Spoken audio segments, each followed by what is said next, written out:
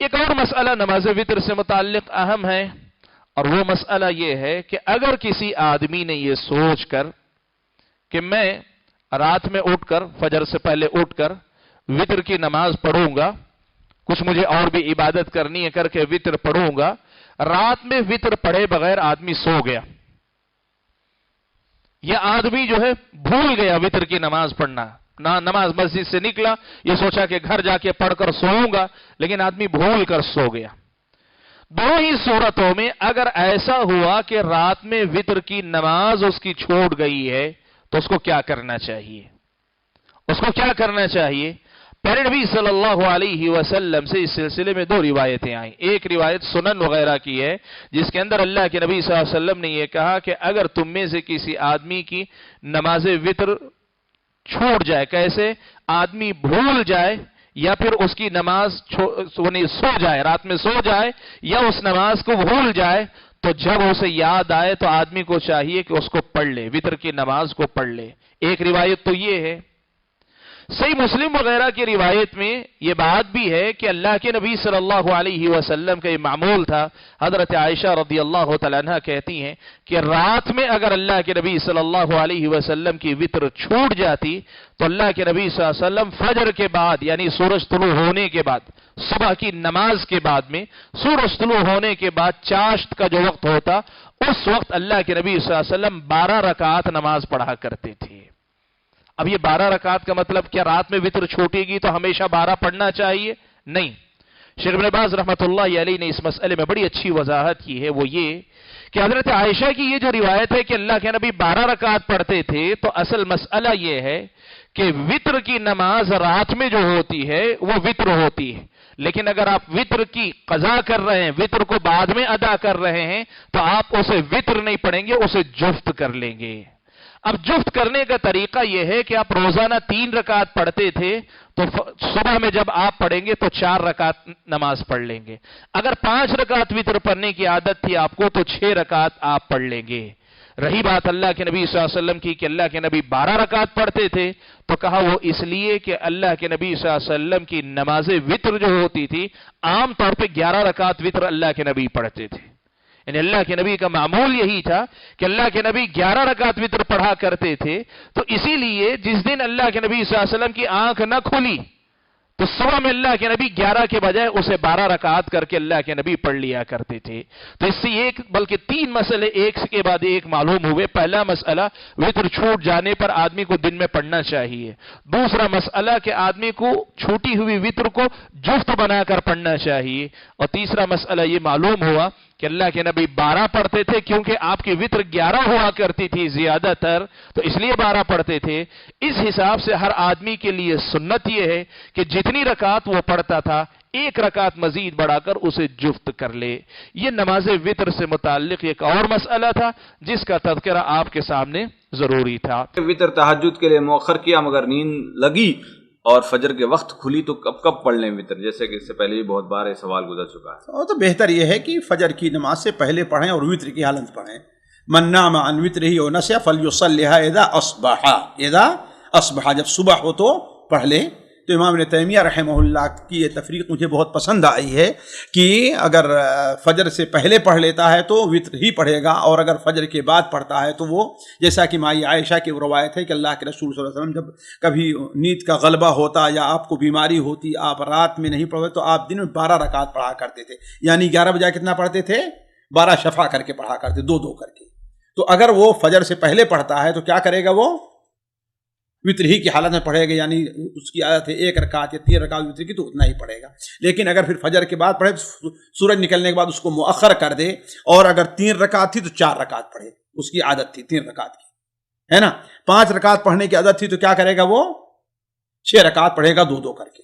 وطر کہاں ہوئی تو اس لیے کہ اب وہ وطر کا ثواب اس کو ملے گا۔ اب میں فرمایا کان گویا کہ اس نے رات میں پڑھا ہے، گویا کہ اس نے رات میں پڑھا۔ کیوں؟ اس لیے کہ وطر خاص رات کی نماز ہے۔ اب رات نہیں رہ گئی ہے نا، تو دن میں پڑھے گا تو کیا پڑھے گا؟ وہ شفع کر کے پڑھے گا، جیسا کہ مائی عائشہ رضی اللہ عنہا کی روایت سے اشارہ ملتا ہے۔ یعنی فجر کی نماز سے پہلے یا فجر کی اذان سے نہیں، پہلے؟ فجر کی نماز سے پہلے، اذان سے پہلے تو کوئی مسئلہ ہی نہیں ہے۔ फजर की आदान से पहले तो कोई मसला ही नहीं है, वो तो वितर का वक्त ही है। लेकिन आप फरमाया कि जो सो गया फलयुसल्ली इज़ा अस्बहा, जब सुबह करे तो उसको पढ़ ले। जी अगर किसी शख्स की वितर की नमाज रह जाए तो वो अगले दिन किस तरह अदा करे? अगर वितर की नमाज रह गई तो तुलूए फजर से वो वितर खत्म हो गया, जब फजर तुलू होगी वितर खत्म हो गया। और चूंकि वितर फर्ज नहीं है तो फर्ज की क़ज़ा भी नहीं, लिहाजा नबी अलैहिस्सलाम का एक दिन वितर रह गया था, एक रात आप उठ नहीं सके और वितर अदा नहीं कर सके, फिर आपने सूरज तुलू होने के बाद 12 नफल अदा किए थे, जिससे उलमा का इस्तेमाल ये है कि अब आप वितर तो अदा नहीं कर सकते, वितर फर्ज नहीं है और फर्ज अगर नहीं है तो उसकी क़ज़ा नहीं। अब आप जो आपका मामूल है उस पर एक रकात बढ़ा कर पढ़े, क्योंकि पैगम्बर अलैहिस्सलाम का मामूल 11 नफल या वितर पढ़ने का था, लिहाजा आपने एक रकात बढ़ाकर 12 नफल अदा किए सूरज के तुलू होने के बाद। अगर आप 3 वितर पढ़ते हैं तो आप 4 रकात पढ़ लीजिए सूरज के तुलू होने के बाद, इन एक नफल का इजाफा करके जो है वो उस अदद को जुफ्त जो है वो अदा करें, क्योंकि अब वितर आप नहीं पढ़ सकते।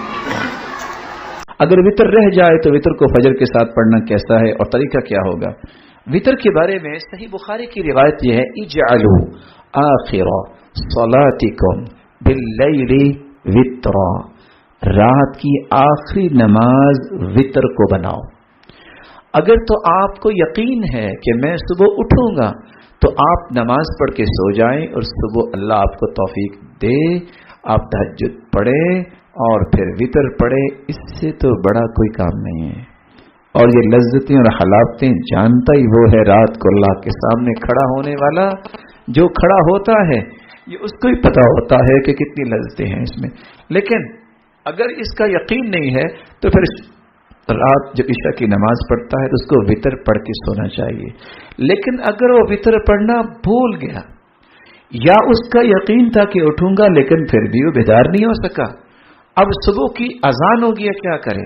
हदीस के अल्फाज है, मैं नाम अन वित्री ही, जो शख्स वितर नहीं पढ़ सका सो गया है, फलयुसल्लिहा इज़ा ज़करहा, वो उस वक्त पढ़ ले जब उसको याद आए। अगर नमाज खड़ी होगी है तो पहले नमाज पढ़नी चाहिए। क्यों?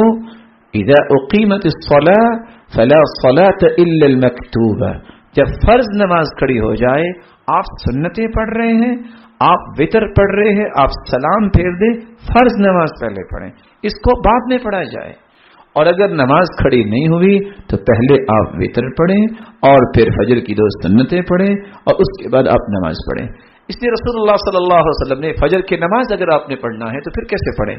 फजर की नमाज के फौरन बाद भी आप सुन्नतें रह जाएं या वितर रह जाए पढ़ सकते हैं, लेकिन बेहतर यह है कि सूरज निकलने के बाद पढ़ी जाए। ये दोनों तरीके जायज हैं, लेकिन अफदलियत यह है कि सूरज निकलने के बाद पढ़ी जाए। कुछ उलमा का ये नजरिया है, वो कहते हैं चूंकि ये रात की नमाज है, रात गई तो बात गई, अब वितर हो गई नहीं, अच्छा फिर क्या करें? तो कहते हैं बस 2 रकते पढ़ लें, 2 रकते पढ़ेंगे वितर तो रह गया।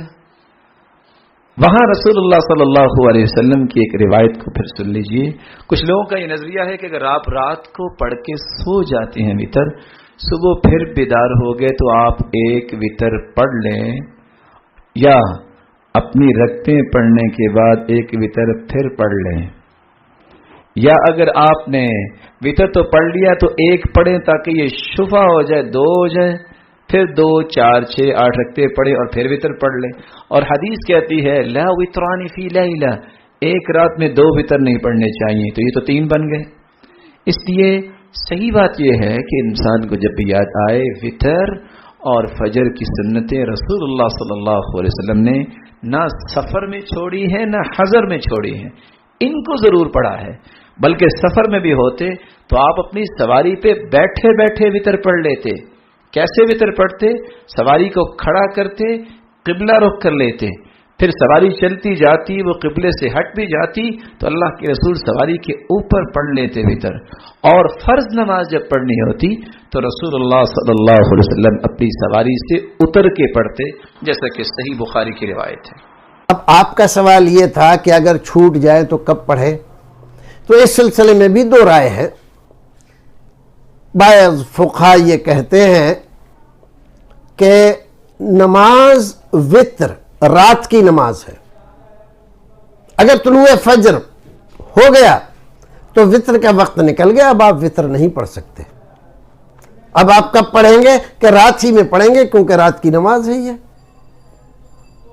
اور دوسرے فقہا کہتے ہیں نہیں دن میں بھی آپ پڑھیں، دن میں قضا کر لیں گے، آپ دن میں قضا کر لیں گے اور اس میں کوئی حرج نہیں ہے، کیونکہ رسول اکرم نے فرمایا من نام عن الصلاۃ او نسیھا فلیصلیھا اذا ذکرھا، کسی آدمی کو نیند آ جائے، سو جائے، کوئی نماز نہ پڑھ پائے، کوئی بھی نماز ہو، وتر ہو یا غیر وتر ہو، یا بھول جائے، اتنی مشغولیت اس کو رہی کہ یاد ہی نہیں رہا نماز پڑھنا، تو جب یاد آئے، جب نیند سے اٹھے، فلیصلیھا اذا ذکرھا، بعض روایتوں میں فإنھا وقتھا، یہی اس کا وقت ہے۔ تو آپ دن میں بھی پڑھ سکتے ہیں، دن میں آپ وتر کی نماز جو آپ کی چھوٹ گئی تھی آپ قضا کر سکتے ہیں۔ اللہ رب العزت ہمیں اور آپ کو نیک عمل کرنے کی توفیق عطا فرمائے۔